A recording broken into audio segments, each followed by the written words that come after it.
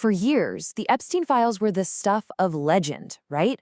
Almost a conspiracy theory. This shadowy vault of secrets, supposedly holding the darkest secrets of the world's most powerful people. But what happens when those shadows are blasted away by sunlight? Okay, let's get into it. This is a story about power, secrets, and what happens when a name on a list becomes a weapon. You know, we ask that all the time. What's in a name? But in this story, the answer is, well, it's heavy. What happens when your name, just your name, gets tangled up in one of the ugliest scandals of our lifetime? Because in this whole saga, just being associated with him, that became everything. And look, we have to be super clear here. For a lot of people, being named in these files is not the same as being accused of a crime.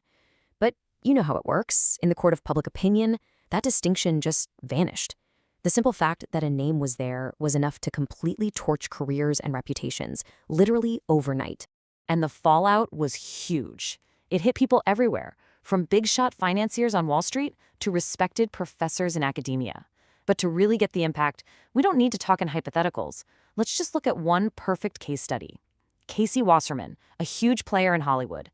His story shows you just how fast the dominoes can fall. So this is it. This is the email that lit the fuse. It was dug up in the big document release in January 2026. A message from Wasserman to Ghislaine Maxwell, sent more than 2 decades ago. It became Exhibit A, and believe me, the public delivered its verdict fast. What is just staggering here is the speed. I mean, look at this timeline. The email gets exposed in January. Almost immediately, his clients start bailing. And by February, we're talking just 1 month later, his entire business empire is up for sale. He even said he had become a distraction. That's the power of one single document from the past. And you have to understand, this wasn't just some calculated business move for the people leaving him. It was a moral stand. This statement from Grammy winner Chappelle Rowan, it says it all. The backlash wasn't driven by some PR crisis plan. It was a gut reaction, a total rejection of the behavior that the files brought to light. Accountability wasn't coming from the courts. It was coming from the artists themselves. So, okay, the personal cost is obvious. It's brutal.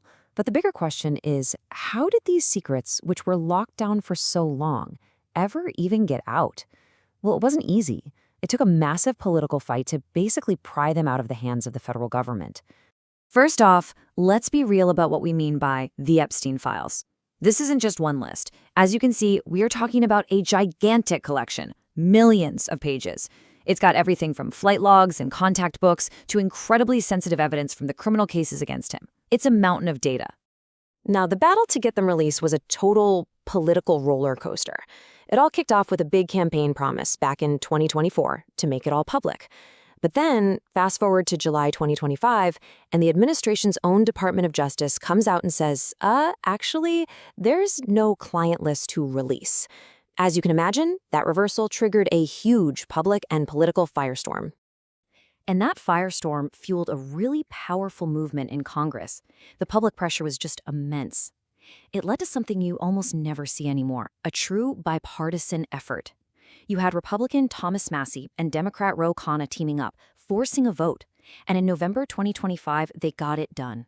The Epstein Files Transparency Act became law, and it forced the release of everything. So when the files finally started to come out, the government was quick to pat itself on the back. The Deputy Attorney General actually claimed this incredibly tiny redaction error rate, just 0.001%. Basically, they were telling everyone they did a near-perfect job. But that is not how the victims saw it, not even close. Their lawyers dropped this absolutely devastating line.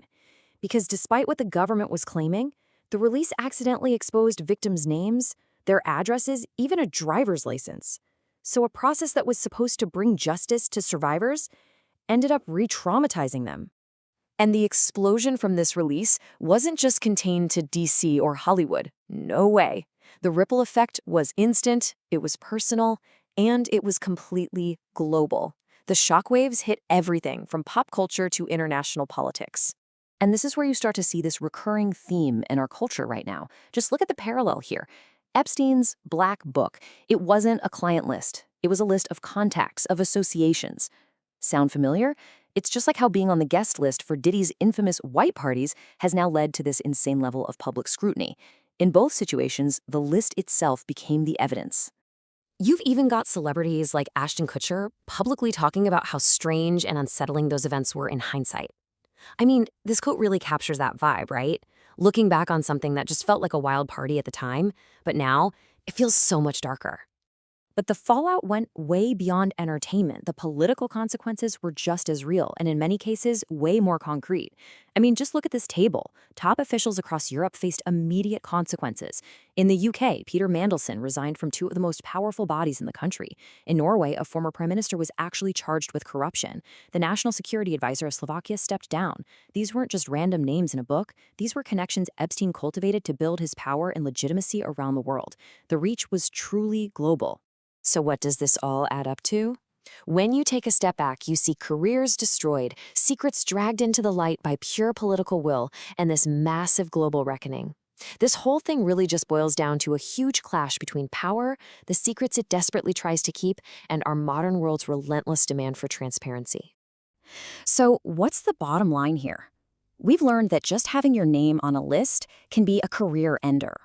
We saw a really rare moment of political unity force the government's hand, unleashing millions of documents. The consequences were immediate and they were felt worldwide. But, and this is so important, the sloppy execution of that transparency ended up hurting the very victims the whole process was supposed to help. And all of that leaves us with this one last, really critical question. We have the documents now. The secrets are out there for everyone to see. But does just revealing the secrets actually lead to justice? Does knowing who was on the list mean the powerful are truly held accountable? That, I think, is the question we're all left to answer.